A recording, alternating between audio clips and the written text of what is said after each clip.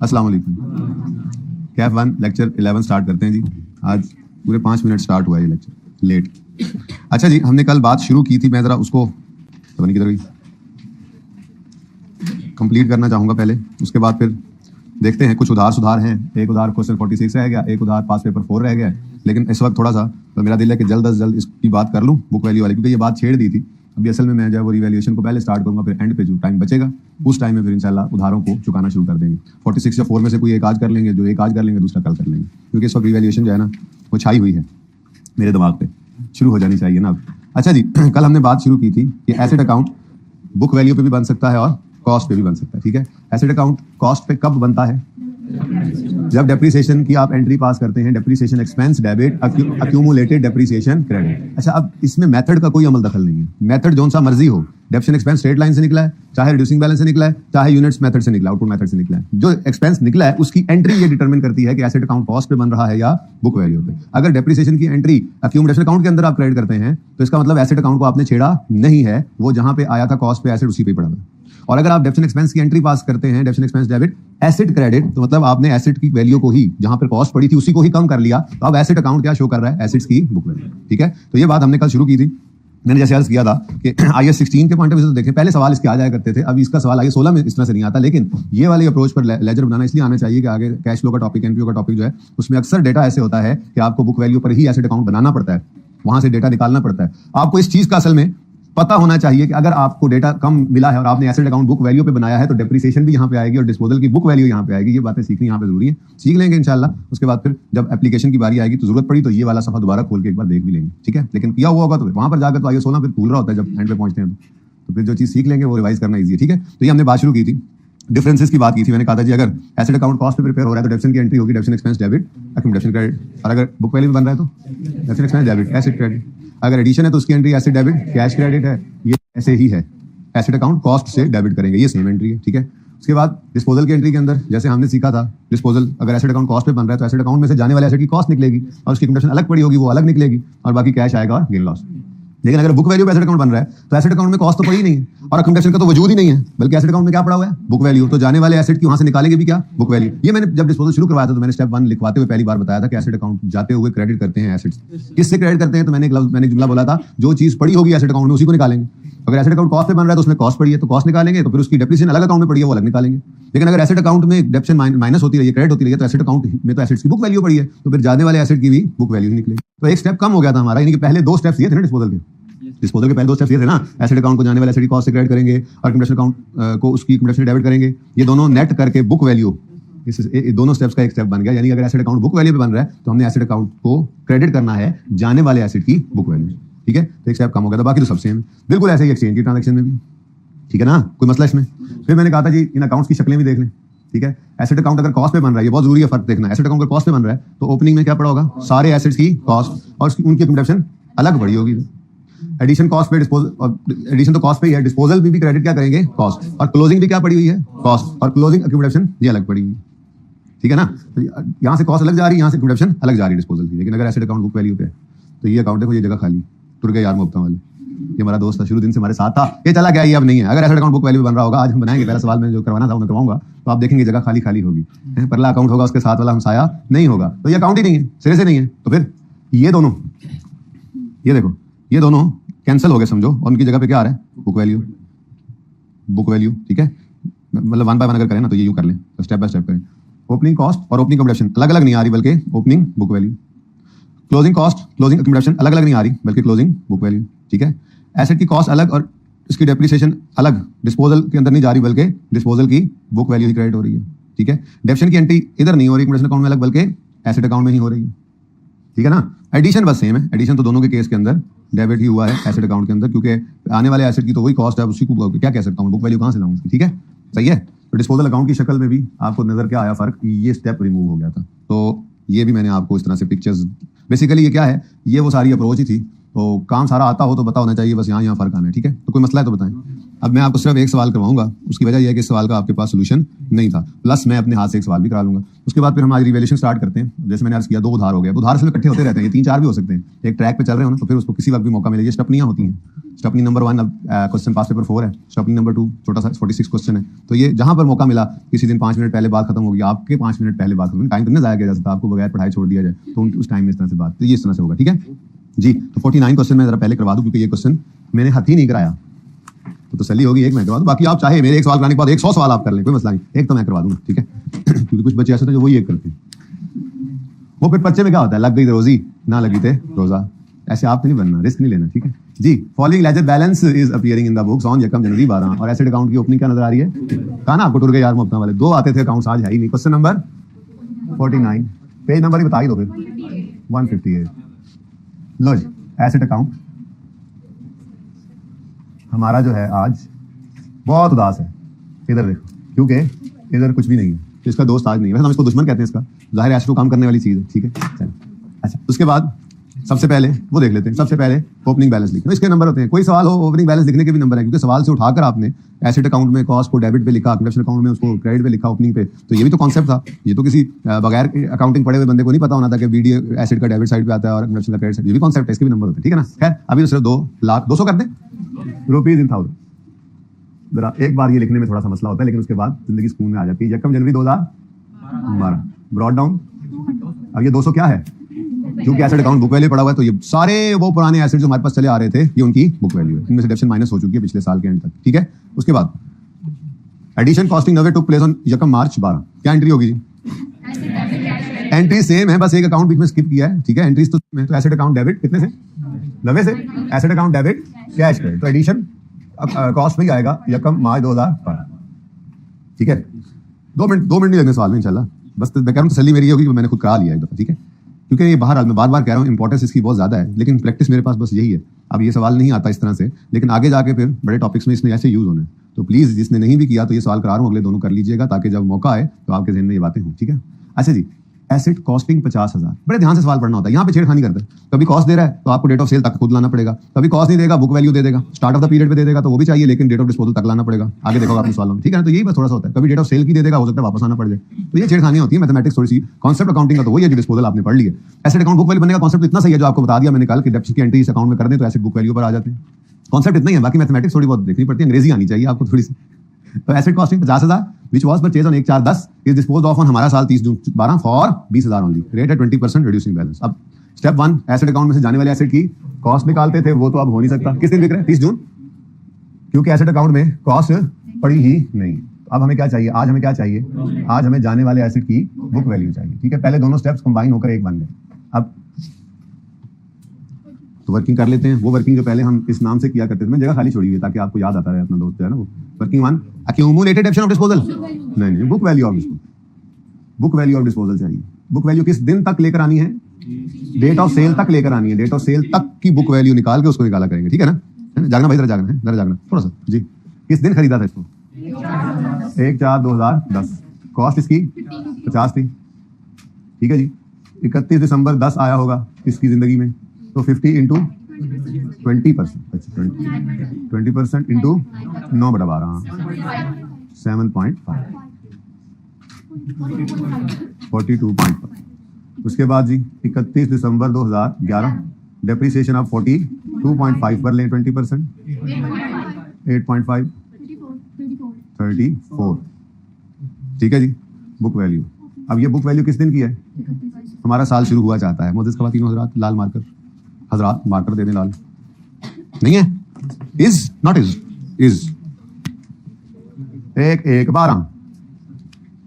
अब किस दिन विका, तो डेप्रिसिएशन वाली वो जो थ्योरी कल हम पढ़ रहे थे, जब आप बोरिंग्स फील कर रहे थे तो लिखा हुआ था डेप्रिसिएशन को कब सीज कर दें, जब डी रिकॉग्नाइज कर दें, डिस्पोज कर दें, उस दिन डेप्रिसिएशन रोक दें, उससे पहले डेप्रिसिएशन डेवो है नहीं रुकती, ठीक है। डेप्रिसिएशन नहीं रोकनी, इवन के आइडल पड़ा रहे, वेला पड़ा रहे, एसेट ना इस्तेमाल हो रहा, एक्टिव यूज में नहीं है, हेल्ड फॉर डिस्पोजल भी है, पड़ा है ना, अनलेस के फुली डेप्रिशिएट हो जाए, तो वो भी मैंने आपको बताया नहीं, कुछ सवाल कर लेंगे, बस सादा सी बात है। एक एसेट 100 रुपए कॉस्ट लगता है, 5 साल उसको हमने कहा था कि यूज करेंगे, 5 साल यूज कर लिया, फुली डेप्रिशिएट हो गया, एसेट फिर भी सही है तो करी जाएंगे यूज, पागल है कि खाम खा को हम उसको चेंज ही करें, लेकिन फिर डेप्रिशिएट नहीं कर रहे होते। खैर चले छोड़े, तो क्या बात कर रहा था मैं, हाँ, डेप्रिसिएशन रुकती सिर्फ तब है जब एसेट डिस्पोज, डी रिकॉग्नाइज, जैसे कल पढ़ा था ना रिकॉग्निशन, ऐसे ये क्या होता है, इसको कहते हैं डी रिकॉग्निशन, डी रिकॉग्निशन किताबों से इसको उठा के फेंक दो बाहर। तो जब ये डिस्पोज हो जाए, डी रिकॉग्नाइज हो जाए तो डेप्रिसिएशन, हाँ, आउटपुट मेथड वाली डेप्रिसिएशन वो है कि अगर एसेट चलेगा, यूनिट्स बनेंगे तो फिर डेप्रिसिएशन होगी, वरना नहीं होगी, ठीक है।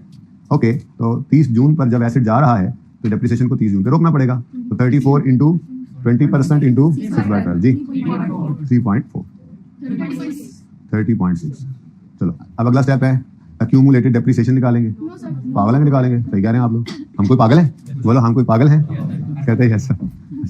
तो बस इससे आगे नहीं जाना जी, बुक वैल्यू हमें मिल गई। अब डिस्पोजल को रिकॉर्ड करते हैं। तो स्टेप 1 तो जिंदगी आसान हो गई है। स्टेप 1 कॉस्ट निकालो एसेट अकाउंट में से। स्टेप 2 अक्यूमुलेटेड डेप्रिसिएशन अकाउंट में से निकालो उसकी अक्यूमुलेटेड डेप्रिसिएशन। ये दोनों स्टेप कंबाइन होकर एक बन गया। अब अगर एसेट अकाउंट बुक वैल्यू पे तो हम सिर्फ क्या करेंगे, एसेट अकाउंट में से इसकी बुक वैल्यू निकालेंगे। ठीक है, सही है। तो ये दोनों स्टेप्स कंबाइन करके एक बन गया। एसेट अकाउंट में से हमने बुक वैल्यू ऑफ डिस्पोज होने वाला एसेट क्रेडिट की, ठीक है, और इसको डेबिट कर दिया डिस्पोजल अकाउंट। ठीक है जी 30.6 30 जून 2012 एसेट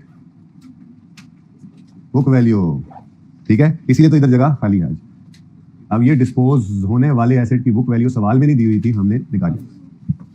ठीक है, तो पहले दोनों स्टेप्स इकट्ठे होकर एक बन गया। अब स्टेप 3 अपनी जगह पे, मैं नहीं बोल रहा उसको कि वो स्टेप 1 बन गया, वही दो एक बार कंबाइन हो गए। तीसरे स्टेप पे क्या किया करते थे, कैश रिकॉर्ड करते थे। एसेट बिक रहा है तो कैश आ रहा है, कैश आ रहा है तो कैश डेबिट, डेबिट कैश तो क्रेडिट डिस्पोजल अकाउंट।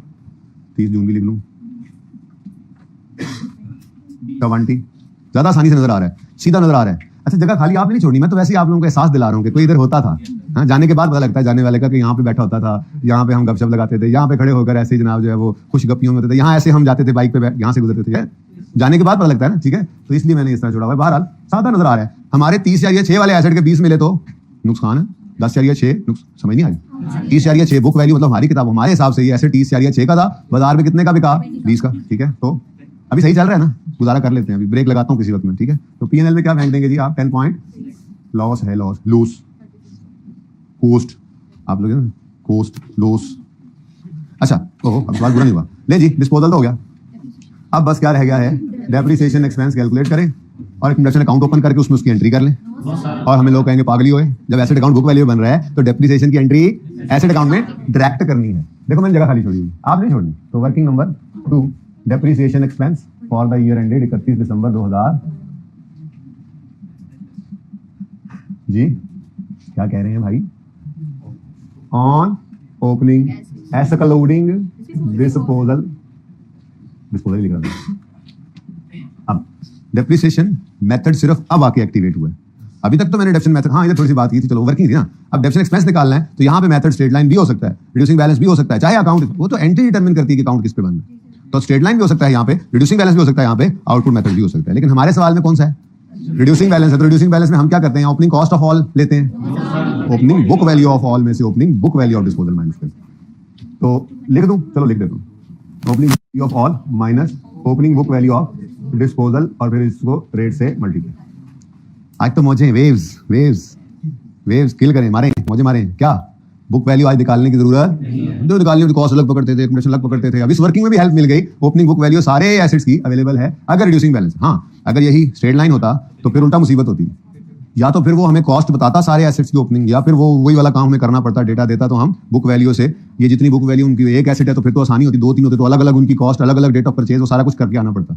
लेकिन शुक्र है ऐसा ना हुआ, सवाल बनाने वाला मैं खुद था, तो मैंने जो है वो बुक वैल्यू कैसे निकालते, मिसाल के तौर पर ये 3 एसेट्स हैं, एक 4 साल पहले खरीदा, एक 3 साल पहले खरीदा, 2 साल पहले खरीदा, तो तीनों को अलग अलग अज्यूम करके लाते, तीनों के अलग अलग कॉस्ट निकालते, उसको टोटल करते। ये इश्क नहीं आसान, इसलिए बुक वैल्यू, इसलिए बुक वैल्यू मैंने देकर साथ ही क्या कह दिया, ये WDV मेथड है। मेरा अपना सवाल था, मैं मुसीबत में पढ़ना था और चीजें निकालनी पड़नी थी मुझे जी। तो 200, लेकिन बता रहा हूं अगर वो मिसिंग होगी तो डेटा होगा ना, या तो कॉस्ट बता देगा या उसको कैलकुलेट करने का डेटा दे देगा, और फिर जाहिर उसके नंबर भी ज्यादा होंगे, ऐसे थोड़ा ही जी। माइनस ये वाला 34 -34 इंटू जी फरमाएं 33.2। उसके बाद ऑन एडिटियन पर एक एडिटियन है 20%, और कब से चला रहा है, देखो मार्च से है तो 10/12 9/12 नहीं 15। नेक्स्ट ऑन डिस्पोजल, एक ही डिस्पोजल है, और उसके लिए भी अब अगर ये वर्किंग ना होती तो हम करते वो काम 34 पकड़ते, उस पर 20% लगाते, इसको 6/12 करते। लेकिन ये काम दोबारा क्यों करें जब एक बार हुआ पड़े, ये मैंने ये भी स्टार्ट में बताया था आपको, सब वैसे ही चल रहा है। वर्किंग 1 से 3.4 और 51.6 आसान था, मुझे लगता है ना भी करवाता तो भी काम चलता, लेकिन मेरी तसल्ली अब हो गई कि कम से कम एक बार मैंने खुद करवाया सवाल। बाकी सोल्यूशन देख के आप अपनी तरतीब बनाओ, उससे बेहतर है वही आपके सामने ये रहा कि कोई तरतीब नहीं बदली हमने, सिवाय इसके कि डेप्शन की एंट्री अब यहाँ एसेट अकाउंट में करेंगे और बुक वैल्यू एसेट अकाउंट की निकाली। ठीक है ना, तो भाई बोलो एंट्री कराओ डेप्शन की। Depreciation expense debit accumulated depreciation, asset account में डेप्रिसिएशन नजर आ रही है, यही तो नजर आया करेगी या यही तो ढूंढा करेंगे उन टॉपिक्स में जिन टॉपिक्स की तैयारी में मैं आज ये करवा रहा हूं, क्योंकि अभी इस टॉपिक में ये चलाओ में था ना, आसानी से समझ आ जाता है। 51.6 लें जी, 31 दिसंबर 2012 पे कैरी डाउन 200 7 या 60 07, हाँ जब 7-60 ऐसे मिक्स हो रहा हो तो फिर कोई अल्टरनेटिव वे यूज कर लिया करें, ठीक है। डेप्रिसिएशन बिल्कुल 31 दिसंबर को करेंगे। किसने कहा 30 जून को करेंगे? नजर नहीं आ रहा है 31 दिसंबर लिखा हुआ, ऐसे 30 जून को बोल रहे हो। हाँ जी, देखें उस सवाल को, वो सवाल आपको देख रहा है, देखें उस सवाल को, देख रहा है वो आपको।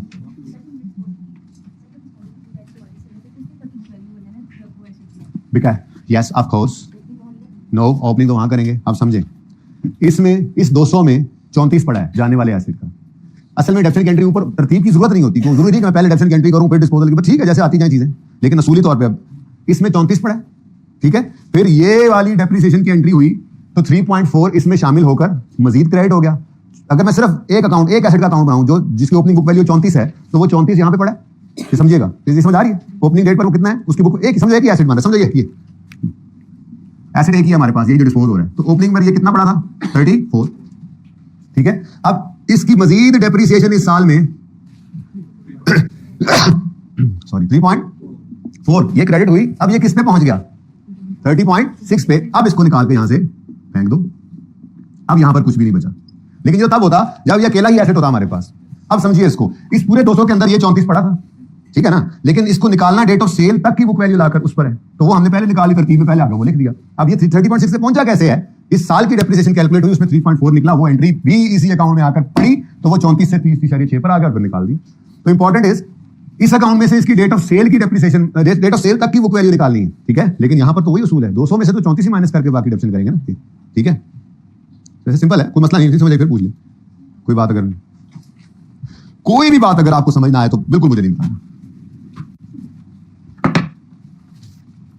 बल्कि पूछ लेना, बताना नहीं, पूछ लेना जी। फिर देखें सवाल को, सवाल फिर आपको देख रहा है, कोई और सवाल आपके ध्यान में आता है तो पूछें। प्लीज मुझे रिवीजन स्टार्ट कराने दें, इट्स गेटिंग लेट। लेकिन जरा ये देख लें एक बार, इसमें क्या मसला था, फर्क क्या था, सोल्यूशन तो मौजूद है, सारा सवाल सेम था। एक मसला था asset having book value of 12,000 on साल का पहला दिन, ओपनिंग डेट ऐसे ही है, ऐसे ही है ना। तो यकम जनवरी 13 पर ओपनिंग बैलेंस देकर कहता है इस एसेट की जो बिका है उसकी बुक वैल्यू 12,000 है, कॉस्ट नहीं ली। अब क्या करूं, क्या मुझे कॉस्ट निकालने की जरूरत है? बाय द वे क्यों नहीं जरूरत है, क्योंकि मैंने यहां पे भी स्ट्रेट लाइन मेथड अज्यूम नहीं किया। अब मुझे चाहिए क्या, एसेट्स की बुक वैल्यू, तो मैं इससे आगे मैं चला ही एसेट को यकम जनवरी 13 से लूंगा। यानी कि मिसाल के तौर पे मामला क्या किया उन्होंने सवाल के अंदर ये 34 दे दिया।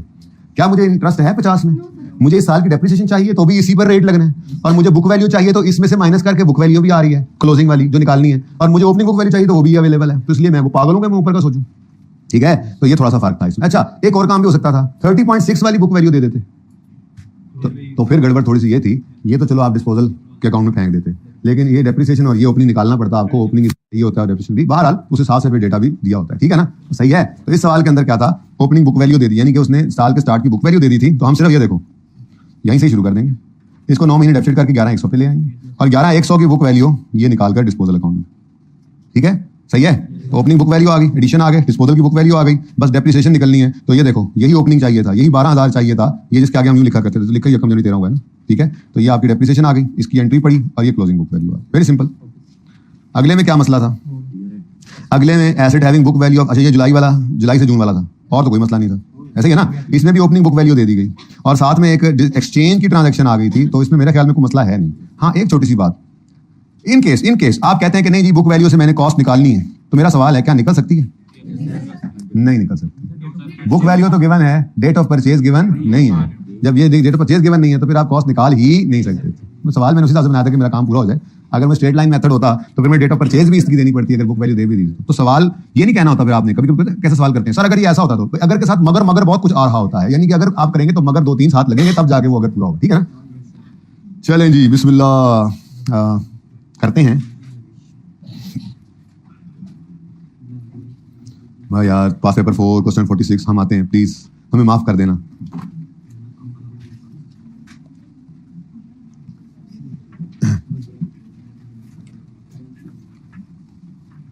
नीड्स आ रही हैं, नीड्स, यू नो नीड्स, तैयारी कर रखो ना यार। पहले ना इधर आओ, अब ये ना कहना किधर, बताता हूं। तो मैंने कहां लिखा था इनिशियल रिकॉग्निशन, इनिशियल मेजरमेंट, एक वहां पर भी थोड़ा सा ना एक स्टेप और आगे बढ़ते हैं। हाँ जी, ये बस सब्सिक्वेंट जो ये जो सब्सिक्वेंट एक्सपेंडिचर है ना जी, सिर्फ वो अब इंशाल्लाह उधार रह जाएगा, जिसमें आपके वो replacement of major part, major overhauling, ठीक है, वो इंशाल्लाह हम करेंगे, लेकिन ये जरा पहले कर लें। हाँ जी, कब रिकॉर्ड करें एसेट को, पीपी के तौर पे कब रिकॉर्ड करें? यार मेरे सवालों वाला बाइक इधर, अच्छा सीट बदल गया, सीट तो तुमने मेरी सारी मेरी केमिस्ट्री खराब कर दी तुमने। अच्छा जी, कब रिकॉर्ड करें? जब फ्यूचर इकोनॉमिक बेनिफिट्स प्रॉबल हो, कॉस्ट लायबिलिटी मेजरेबल हो, तो किसी भी आइटम को as a PPE, property plant equipment, record कर लो। अच्छा जी, फैसला हो गया रिकॉर्ड कब करना है, तो अब किस अमाउंट पे करें? तो इनिशियली किस पे रिकॉर्ड करना है? कॉस्ट, और कॉस्ट में जो कुछ होता है वो हमने कल बड़ी तफसील से पढ़ लिया, ठीक है। अच्छा जी, अब इनिशियली ये रिकॉर्ड हो गया, और सब्सिक्वेंट एक्सपेंस की भी बात मैं नहीं कर रहा, यानी अभी हमने कोई और खर्चा चल रहा है तो कोई और खर्चा नहीं करना, वो भी इंशाल्लाह डिस्कस करेंगे। फिलहाल तो एसेट चल रहा है, यानी कि एक बार कॉस्ट में डेबिट हो गया, उसके बाद बस यूज होना शुरू हो गया। अब यूज होते होते इसका ईयर एंड आएगा, तो बैलेंस शीट, इनकम स्टेटमेंट जब आप बनाते हैं फाइनेंशियल स्टेटमेंट्स, तो बैलेंस शीट के अंदर ये किस अमाउंट पे नजर आएगा, अब ये अगली बहस है। इस मौके को, जैसे यहां पर हमने इनिशियल रिकॉग्निशन मेजरमेंट की बात की थी ना, बैलेंस शीट में किस अमाउंट पर नजर आए, इसको आप टेक्निकल जबान में कहते हैं सब्सीक्वेंट मेजरमेंट। क्या कहते हैं जी? इनिशियल मेजरमेंट पहली बार जब आया था तो किस पर रिकॉर्ड किया, और सब्सीक्वेंट मेजरमेंट जब रिकॉर्ड हो गया था तो सब्सीक्वेंटली बैलेंस शीट के अंदर, तो मैं वो लिख देता हूं बल्कि ऐसे ही, बैलेंस शीट में किस अमाउंट पर मेजर करें या शो करें।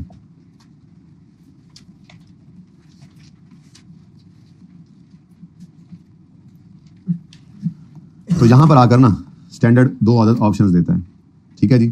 स्टैंडर्ड कहता है सब्सीक्वेंटली आप बैलेंस शीट के अंदर एसेट को चाहें तो कॉस्ट मॉडल यूज करके इसको मेजर कर लें, एट कॉस्ट मॉडल। अब ये कॉस्ट मॉडल क्या है जी? ये वही है जो पिछले 10 दिन से आप पढ़ रहे थे, जो 10 दिन से आप पढ़ रहे थे वो कॉस्ट मॉडल ही था। कॉस्ट मॉडल क्या है? एसेट जो हिस्टोरिकल कॉस्ट पर आया था उसी पर नजर आता रहेगा, और उसकी डेप्रिसिएशन जब से आया तब से लेके जिस दिन आप खड़े हैं उस दिन तक की कैलकुलेट होकर उसकी कॉस्ट में से माइनस होकर आपकी किताबों में वो बुक वैल्यू नजर आती रहेगी, उसकी बुक वैल्यू पे नजर आता रहेगा। तो ये जो आप मेजरमेंट कर रहे थे, नाम नहीं बताया गया था आपको, पहले दिन से एक्सट्रैक्ट बनाए थे, याद करो, तो कॉस्ट लेस इंडेक्शन करके बुक वैल्यू शो की थी ना। तो ये जो मेजरमेंट थी, ये मेजरमेंट सब्सिक्वेंट मेजरमेंट जो थी, ये कॉस्ट मॉडल यूज करके हो रही थी, ठीक है। बच्चे कुछ थोड़ा सा कम लग रहे हैं, ऐसे लगता है बच्चों को अंदाजा नहीं था कि आज रिवैल्यू स्टार्ट हो गया ना। सरप्राइज है ये आप लोगों के लिए। अच्छा, आज जुम्मा है, कल हफ्ता है, मंडे को वैसे पीछे इतवार गुजरा होता है, तो बाकी बात के मंगल, बुध, जुमेरात, इनमें से एक आध दिन वैसे भी दिल नहीं करता। तो कॉस्ट लेस, कॉस्ट मॉडल पे क्या मतलब है? आप एसेट को बैलेंस शीट में किस अमाउंट पर शो करें जी? Cost less accumulated depreciation, less एक और चीज होनी है इंशाल्लाह, इसके बाद अगला टॉपिक है इम्पेयरमेंट का। तो जब वो हो जाएगा तो ये फॉर्मूला पूरा होगा, मैंने जगह छोड़ दी, आप भी एक लाइन छोड़ के लिखिएगा, 3 नोट कर रहे हैं उसको। इम्पेयरमेंट लॉस कहते हैं, तो एक्यूमुलेटेड इम्पेयरमेंट लॉस भी माइनस होता है, जस्ट लाइक डेप्रिसिएशन, ठीक है ना। तो बहरहाल अभी चूंकि वो पढ़ा नहीं है, तो cost less accumulated depreciation book value, ठीक है बच्चों। तो आपका कॉस्ट मॉडल में एसेट किस पर नजर आएगा? बुक वैल्यू पर। कैसे निकलेगी? कॉस्ट लेस एक्यूमुलेटेड डेप्रिसिएशन, ठीक है।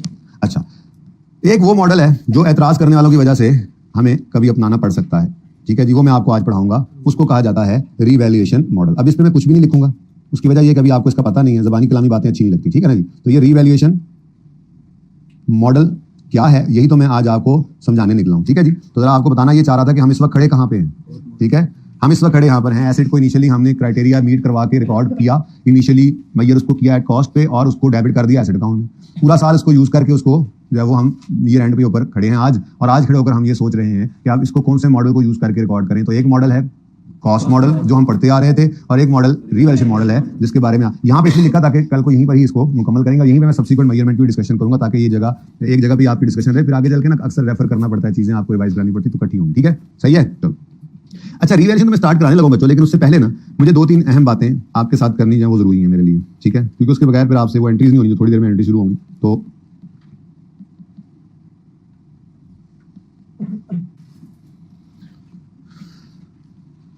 आपने बचपन में यानी इंट्रो में बैलेंस शीट बनाना सीखी हुई है, मैं उसमें से सिर्फ कैपिटल वाला पोर्शन आपके सामने लिखा हूं। जरा आप हेडिंग कैपिटल, या चले हेडिंग देते होंगे फिलहाल, ओपनिंग कैपिटल, अच्छा अच्छा, plus net profit minus drawings is equal to closing capital.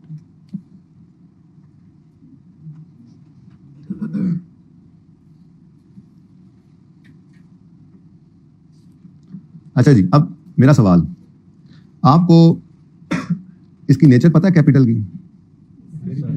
Credit nature का अकाउंट है। अच्छा, तो क्लोजिंग कैपिटल आंसर आ गया।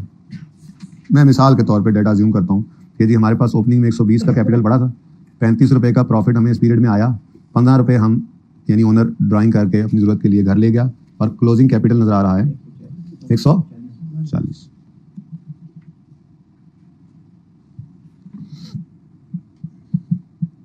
अगर मैं आपसे कहूं कि इस स्टेटमेंट फॉर्म को कन्वर्ट कर दो लेजर में, तो कोई मुश्किल बात है? कैपिटल का लेजर कभी बनाया जिंदगी में? इंट्रो में बनाया हुआ है? गुड यार, कोई बात नहीं, जिन्होंने नहीं बनाया उन्हीं के लिए तो मैं ये बात कर रहा हूँ। जिन्होंने बनाया उनके लिए क्या ये बात करने की जरूरत थी? परेशान ना हुआ करें। ये जो कहता हूँ ना, ये किया हुआ है, उससे आप उल्टा खुश हुआ करें। हाँ, मैंने नहीं किया हुआ, जिन्होंने किया हुआ आज सब बराबर हो जाएंगे इंशाल्लाह। थोड़ा सा उधर हो जाना चाहना भाई, लेग पुट करनी होती है यार, थोड़ा दूर बैठा करो, बेदबी ना। अच्छा जी, अब मुझे बताएं कैपिटल की नेचर क्या है? तो ब्रॉड डाउन अगर होगा तो इस तरफ आएगा ना। Okay, sorry, I am sorry.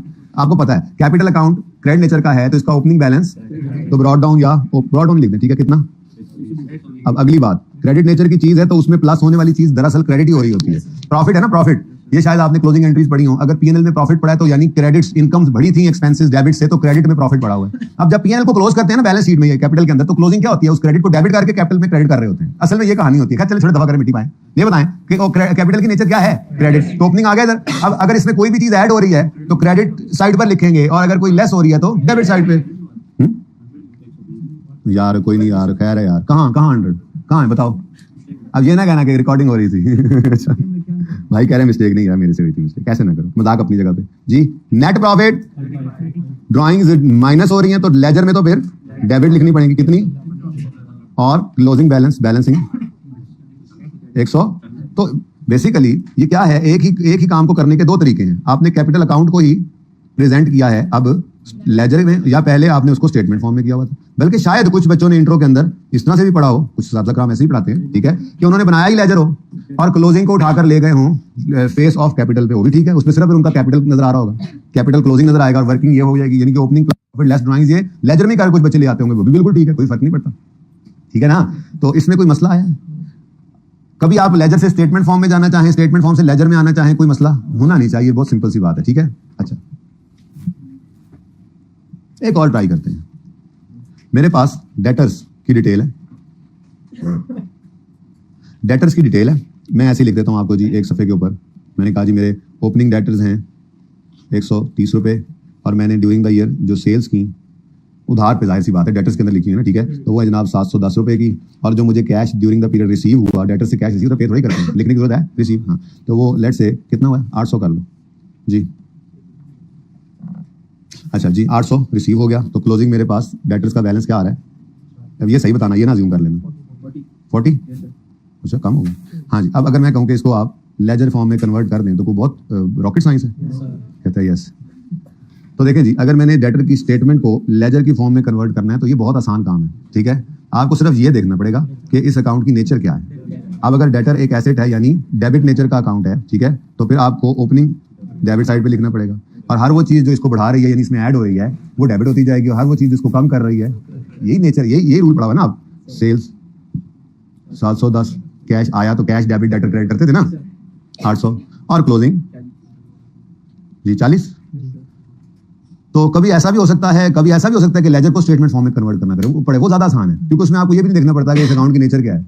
जैसे मिसाल के तौर पे आपको कहा जाता है कि डेटर को स्टेटमेंट फॉर्म में बताओ, तो आपने कहना था बीडी ओपनिंग है और फिर सेल्स ऐड, दूसरी साइड लेस, वो ज्यादा इजी होता है। वो दरअसल कब करेंगे? जब 4-5 दिन बाद नोट बनाने जाएंगे ना, तो ये एसेट अकाउंट, अक्यूमुलेशन अकाउंट, इन अकाउंट्स को स्टेटमेंट फॉर्म में कन्वर्ट कर देंगे, नोट बन जाएगा। जिंदगी इतनी ही आसान है, आप पता नहीं क्यों मुश्किल बना के फिरते हैं, ठीक है जी। तो ये मैंने थोड़ा सा आपको बताया जरा कि कैपिटल का अकाउंट इस तरह से बन सकता है। अगर आपको इस पर एतराज ना हो तो मैं आगे चल सकता हूँ जी।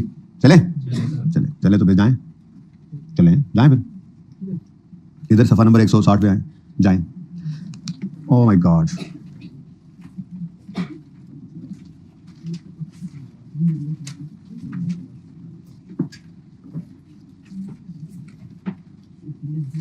अच्छा बच्चों, ये अब एक छोटी सी एग्जांपल है, ठीक ठीक है। इसको जरा करके अभी भी रिवैल्यूएशन स्टार्ट नहीं कर रहे, अभी भी मैं असल में तैयारी कर रहा हूँ जो रिवैल्यूएशन की मैंने एंट्रीज करवानी है ना उसकी, ठीक है। N individual started business with 500, ये इंडिविजुअल है, ये आपका वो बिजनेस है जो आप इंट्रो में पढ़ के आए हैं, ठीक है ना जी। An individual started business with 500 रुपए ऑन यकम January 20, business earned a profit of 120 and 270 in 2020 and 2021 respectively. Prepare capital account इसलिए सिखा रहे थे, ऐसा चंगा नहीं है, वैसे सिखा रहे थे ना। ऐसे कैपिटल अकाउंट बना दो 2020 का और 21 का। तो बहुत सिंपल है, लेजर उसने मांगे हैं, एंट्रीज करने की जरूरत नहीं, मैं डायरेक्ट लेजर बना दूंगा, ठीक है। ओ माय गॉड, ये तो मीठा हुआ ही नहीं है। चैलेंज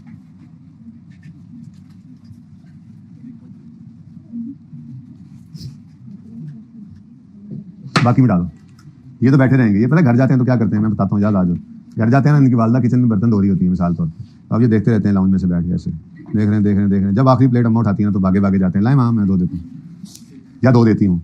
नहीं, पहले जाना चाहिए भाई, जैसे उन्होंने प्लेट पकड़ी आपको जाके धो देनी चाहिए। जैसे ही डस्टर पकड़ा था आपको उठ के मिटा देना चाहिए था। मैंने कहा वैसे बता दूँ नहीं, लेकिन आप इसी रखा करें, हम मिटा लेते हैं, ठीक है जी बेटा। वैसे बाय द वे जब बिजनेस स्टार्ट करें तो एसेट तो कैश डेबिट कैपिटल क्रेडिट, ये एंट्री होगी ना, ठीक है। और उसके बाद चलो बस उसके बाद छोड़ो, ठीक है। तो ये एंट्री करनी है, बस मैं डायरेक्ट लेजर बना रहा हूँ, ओके ठीक है। तो क्या लेजर मांगा गया है, कौन सा लेजर मांगा गया है, कैपिटल का। तो capital in case of individual, in case of जो इंडिविजुअल कंपनी नहीं है, इंडिविजुअल होता है, तो उसकी किताबों में आप इस तरह से एक अकाउंट बनाते हैं जी। चलो यहीं पर बनाते हैं, कोशिश करते हैं पूरा हो जाएगा। कैपिटल अकाउंट कब स्टार्ट किया जी इसने बिजनेस, 2020 में, तो ये 2020 के अंदर जी। ब्रॉड डाउन बता दें मुझे, 500। कुछ शर्म होती है, कुछ हया होती है। ही स्टार्टेड बिजनेस इन 2020, तो ओपनिंग कहाँ से आ गया। वो कौन सा बिजनेस है जो शुरू करें तो पहले से सरमाया भी पड़ा होता है। आपने कमाल बिजनेस है, मुझे बताओ जी कितना, 0।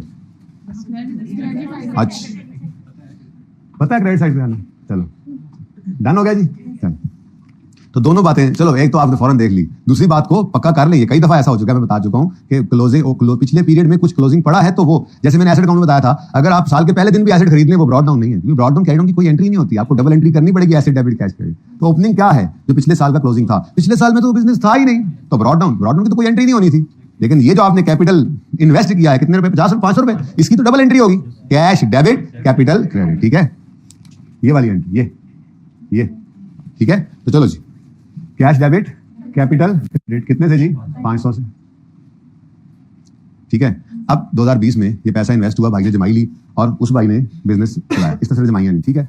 पूरा पीरियड इसने मेहनत की, कोशिश की, जज्बे के साथ, जुनून के साथ, और ये 500 रुपए इस बिजनेस में लगाने के बाद इस साल के एंड पे ये देखो ना, 120 का प्रॉफिट 2020 में और 270 का 2020 में कितना प्रॉफिट कमा लिया इसने।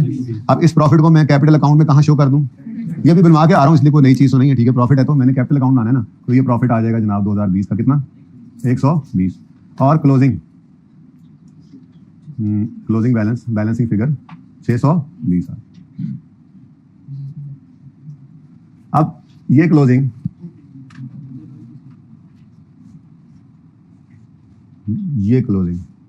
अब 2021 का, अब बोलो ओपनिंग, अब बोलो बीडी कितना है। हाँ, अब बिजनेस हमारा चल रहा है, ऑलरेडी एग्जिस्टेंस में है, 500 का कैपिटल लग चुका था, और तो और उसमें 120 बिजनेस ने कमाकर भी सरमाए को और बढ़ा लिया था, और हमारा सरमाया अब बढ़ते बढ़ते कहां तक पहुंच चुका है। तो ये 620 का क्लोजिंग जो है ये आपका 2021 में ओपनिंग बन जाएगा। फिर अब ये 620 और तजर्बा और सब कुछ मिलाकर हमने जब मजीद मेहनत की तो अगले साल का प्रॉफिट कितना आ गया, 270। तो ये 270 का, कैश कोई नहीं आया, ओनर घर से मजीद पैसे नहीं लाया, बस क्या है प्रॉफिट ही है 2021 का 270, और क्लोजिंग बैलेंस 890, ठीक है जी। कोई मसला। अगर मैं सिर्फ बैलेंस शीट के एक्सट्रैक्ट्स बनाऊं आपके सामने 2021 और 2020 के, तो मुझे बताओ बैलेंस शीट के अंदर सिर्फ क्या नजर आ रहा है, कैपिटल नजर आ रहा है, सिर्फ कैपिटल नजर आता है ना। अगर आप लेजर सिर्फ कैपिटल का बना हुआ है। अच्छा ये एक्सट्रैक्ट्स हैं, आपको सर कैश भी तो आया होगा और भी कुछ होगा, भी सब कुछ होगा, मैंने कब कहा नहीं होगा। मैं तो सिर्फ इस वक्त बात किसकी कर रहा हूँ, इक्विटी पोर्शन की, कैपिटल की, ठीक है। तो कैपिटल का क्लोजिंग कितना है जी, 620 और 890।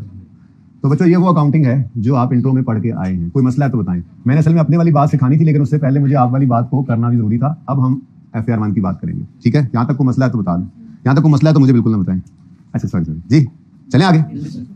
अब एग्जाम्पल जो दूसरी अगली बनाई हुई है ना, उसमें क्या लिखा गया है, बाकी सब सेम अज्यूम करो, बस बेटा बाकी सब सेम है, बस ये देखो कि ये इंडिविजुअल नहीं है, ये कंपनी है, तो क्या असर पड़ेगा। तो सबसे पहली बात तफसील से करेंगे शेयर कैपिटल पर, जब statement of changes in equity के टॉपिक पे हम जाएंगे, लेकिन फिलहाल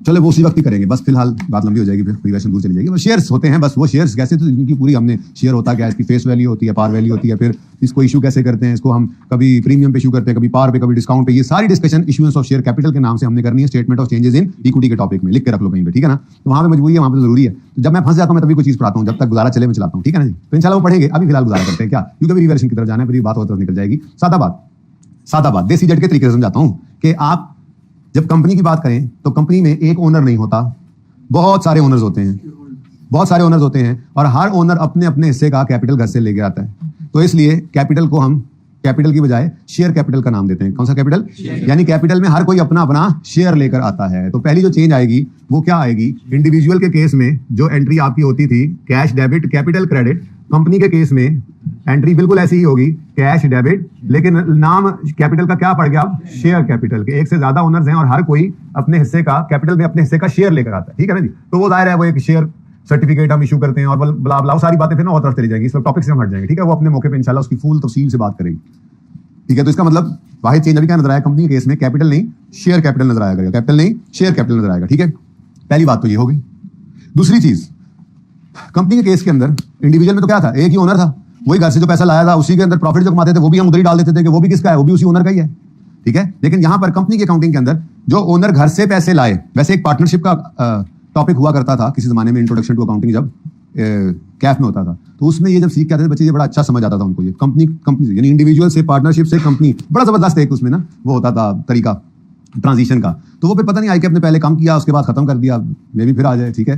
तो एक अच्छा टॉपिक है बहरहाल पार्टनरशिप का, होना चाहिए मेरे हिसाब से, क्योंकि आप लोगों ने आगे जाके सिर्फ कंपनी की अकाउंटिंग नहीं करनी, आप पार्टनरशिप फर्म भी चला रहे होते हैं, ठीक है। आप अपनी फर्म ओपन कर लेते हैं, चार्टर्ड अकाउंटेंट्स हैं, आप अपनी फर्म ओपन कर लेते हैं, ठीक है। आप खुद अपना बिजनेस करते हैं, तो आपको इंडिविजुअल की अकाउंटिंग में आनी चाहिए, पार्टनरशिप की अकाउंटिंग में आनी चाहिए, कंपनी की भी आनी चाहिए। खैर चले छोड़े, बात और तरफ जा रही है। तो मैं आज क्या कर रहा हूँ, जो ओनर घर से पैसे लाएं उसको हम रखते हैं अलग अकाउंट में शेयर कैपिटल के नाम से, और जो बिजनेस से प्रॉफिट्स कमाता है ओवर द इयर्स उसको हम अलग अकाउंट में इकट्ठा करके रखते हैं और उसका नाम रख देते हैं। हम कोई भी नाम रख सकते थे, उसको अक्यूमुलेटेड प्रॉफिट्स कह दें, उसको रिटेन्ड अर्निंग्स कह दें, या आपका जो दिल करे नाम रख लें, लेकिन आप लेट हो गए, कुछ लोगों ने नाम रख लिया, अब उन्हीं को यूज करना पड़ेगा, ठीक है। तो हमने क्या करना है, हमने घर से ओनर जो पैसे लाए उनको शेयर कैपिटल अकाउंट में अलग रखना है, और जो ओनर जो बिजनेस ने प्रॉफिट्स कमाए उनको अलग अकाउंट में रखना है, अक्यूमुलेटेड प्रॉफिट्स या रिटेन्ड अर्निंग्स उसका नाम आप रख सकते हैं, ठीक है। तो अगर कंपनी के केस में अकाउंटिंग हो रही है तो 2020 में आ जाए 2020 में कैपिटल नहीं शेयर कैपिटल का अकाउंट बनेगा 2020।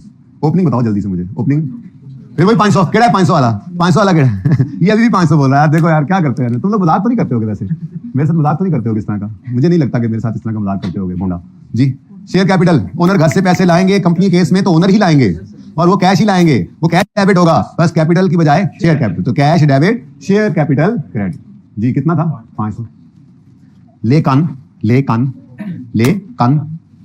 सो कान खोल के सुने, जो प्रॉफिट्स बिजनेस ने कमाए वो पहले कैपिटल अकाउंट में रख रहे थे, यानी कैपिटल में ऐड कर रहे थे, आज उनके लिए एक नया नकोर 0 मीटर लेजर ओपन करेंगे, अकाउंट ओपन करेंगे, नाम इसका अक्यूमुलेटेड प्रॉफिट्स भी लोग रखते हैं और रिटेन्ड अर्निंग्स भी रखते हैं, हम इसका नाम रिटेन्ड अर्निंग्स रखेंगे, ठीक है जी, रिटेन्ड अर्निंग्स, ओके जी। तो ये नया अकाउंट जनाब मार्जे वजूद में आ चुका है, ठीक है जी, और ये अकाउंट यूज होगा प्रॉफिट्स को रिटेन रखने, जो रिटेन प्रॉफिट है, यानी कि जो प्रॉफिट्स बिजनेस ने कमाए हैं और अभी ओनर्स ने निकाले नहीं है घर लेकर, ड्राइंग्स वगैरह नहीं, ड्राइंग्स मैंने बात ही नहीं की, निकाले नहीं है तो वो फिर बिजनेस में रिटेन पड़े हैं ना, तो वो बिजनेस के अंदर यूज ही हो होते हैं, ठीक है, सही है। तो ओपनिंग बता दो बस मुझे, ओपनिंग आ गया 200, कितना था 100, कितना था 120, और बिजनेस शुरू 2020 में हो रहा है, ओपनिंग प्रॉफिट्स कहां से पड़े हुए हैं, फिर वही बात, वो कौन सा बिजनेस है जो शुरू करें तो प्रॉफिट पहले से पड़े होते हैं आपके इंतजार में, brought down will be 0, this is first year of operations, no profits, अगर लॉस होता तो डेबिट होता, ठीक है। इधर देखो ना, प्रॉफिट आया तो किधर गया क्रेडिट, यानी कभी ऐसा होता था कि नेट प्रॉफिट की बजाय इंट्रो में आपको नेट लॉस भी आ जाता था, तो वो माइनस हुआ करता था, वो माइनस होने का मतलब कैपिटल अकाउंट में वो डेबिट साइड पे आता। तो मैंने तो बात किसकी की है जी, मुझे प्रॉफिट आया, ठीक है, तो प्रॉफिट है तो क्रेडिट, लॉस होगा इस अकाउंट में तो वो डेबिट होगा, कभी कभी लॉस आएंगे तो रिटेन प्रॉफिट्स को डेबिट करेंगे, रिटेन अर्निंग के लेजर को डेबिट करेंगे, ठीक है। लेकिन नॉर्मली ये प्रॉफिट्स ही होते हैं, बिजनेस जो कर रहे हैं तो प्रॉफिट्स के लिए कर रहे होते हैं तो प्रॉफिट्स बड़े होते हैं। लेकिन कभी कभी लॉसेस किसी साल में आ जाए तो उसको कम करेगा रिटेन को। इवन ऐसे बुरे हालात भी आते हैं कि लॉस आते आते ये हो ही डेबिट बैलेंस जाता है। इट मे हैपन, बट फिलहाल चीजों को सिंपल रखें, क्रेडिट है प्रॉफिट है। ओके जी, नेक्स्ट जी, प्रॉफिट, इस साल का प्रॉफिट कितना आया। अब वो हमने कैपिटल अकाउंट की बजाय रिटेन अर्निंग्स के अकाउंट में रखना है। प्रॉफिट कितना है जी, 120। साल खत्म तो क्लोजिंग, साल तो खत्म ना, सवाल नहीं खत्म तो साल तो खत्म। 500 का शेयर कैपिटल और 120 का प्रॉफिट रिटेन होकर अभी भी पड़ा हुआ है, क्योंकि ओनर कुछ भी घर निकाल कर ले नहीं गए, ठीक है। अगला साल आता है जनाब इज्जत माब, शेयर कैपिटल का लेजर आता है, ठीक है जी। Share capital